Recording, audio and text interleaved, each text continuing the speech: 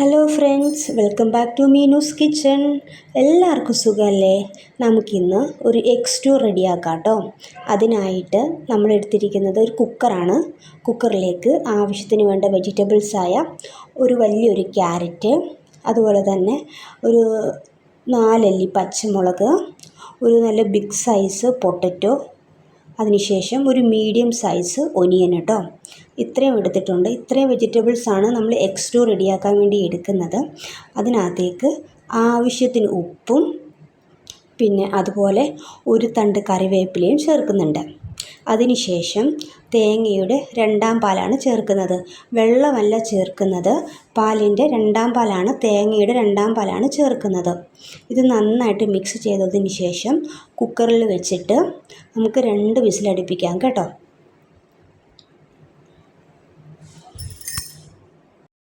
Vegetables അവിടെ നിന്ന് വേവുന്ന സമയം കൊണ്ട് നമുക്ക് ഇതിൻ്റെ ഗ്രേവി സെറ്റ് ചെയ്യാം.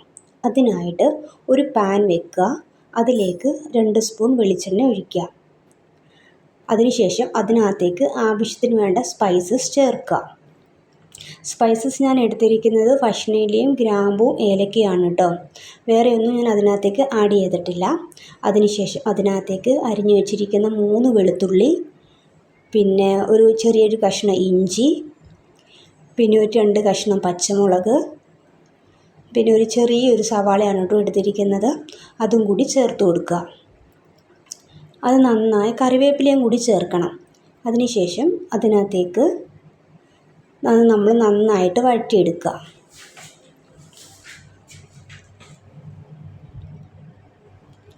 അത് നന്നായി വഴന്നു വന്നതിന് ശേഷം നമുക്ക് ഇനിയും അതിനകത്തേക്ക് ചേർക്കേണ്ടത് പൊടിച്ചു വെച്ചിരിക്കുന്ന പെരുംജീരകമാണ് കേട്ടോ.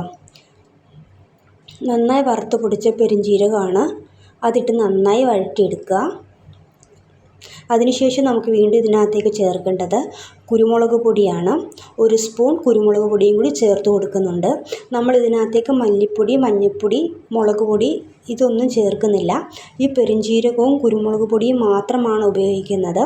ഇത് നന്നായി വഴന്നു വന്നതിന് ശേഷം ഇതിനകത്തേക്ക് നമുക്ക് പുഴുങ്ങി വെച്ചിരിക്കുന്ന മുട്ട ചേർത്ത് കൊടുക്കാം. അതിനായിട്ട് ആ മുട്ടയിൽ എല്ലാ സൈഡിലും വരയിട്ട് കൊടുക്കണം. വരയിട്ട് കൊടുത്തിട്ട് നമുക്ക് ഈ മുട്ട എല്ലാം ഇതിനകത്തേക്ക് ചേർത്ത് കൊടുക്കാം കേട്ടോ.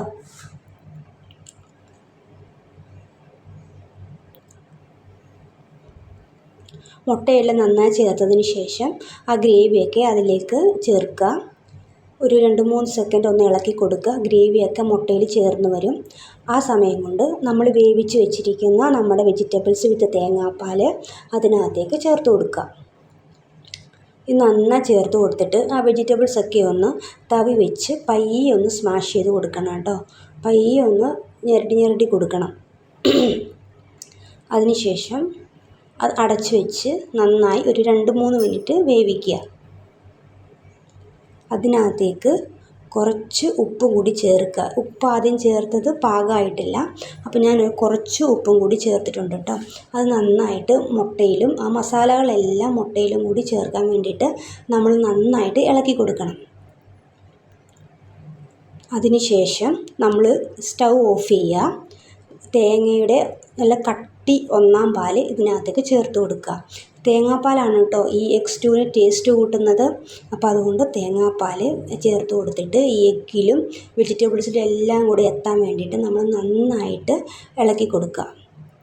നമ്മുടെ എഗ് സ്റ്റൂ ഇവിടെ റെഡിയായി വന്നിട്ടുണ്ട്. നമ്മൾ ഇനി തീ കൂട്ടാനോ അല്ലെങ്കിൽ തിളപ്പിക്കാനോ ശ്രമിക്കരുത്, പിരിഞ്ഞു പോകും, കറിയുടെ ടേസ്റ്റേ മാറിപ്പോകും. അപ്പോൾ ഇതാണ് കേട്ടോ നമ്മുടെ എഗ് സ്റ്റൂ.